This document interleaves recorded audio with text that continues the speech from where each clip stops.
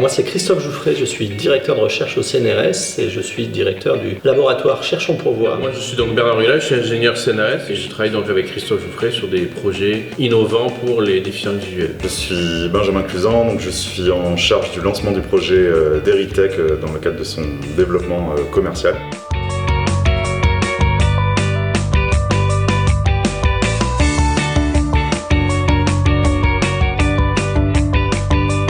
Les déficients visuels utilisent les mains pour voir les images.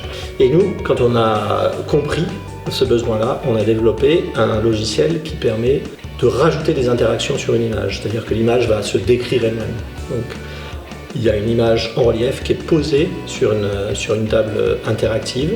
Et quand le déficient visuel parcourt cette image avec les mains, il va déclencher soit des descriptions verbales, soit des fichiers sonores, soit des vibrations.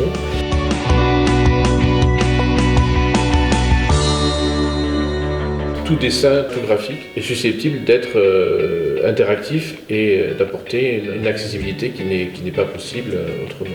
Au niveau du laboratoire, on a atteint un TRL, Technology Readiness Level, qui est assez haut. L'idée maintenant, c'est de créer une entreprise qui va pouvoir diffuser un peu tout ça sur les différentes cibles.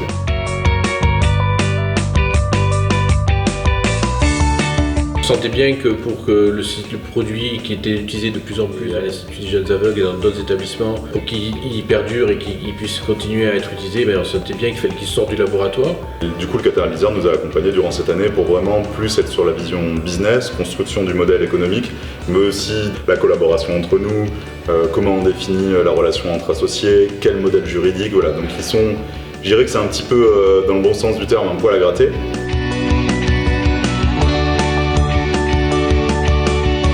C'est évident que le premier, c'est persévérance.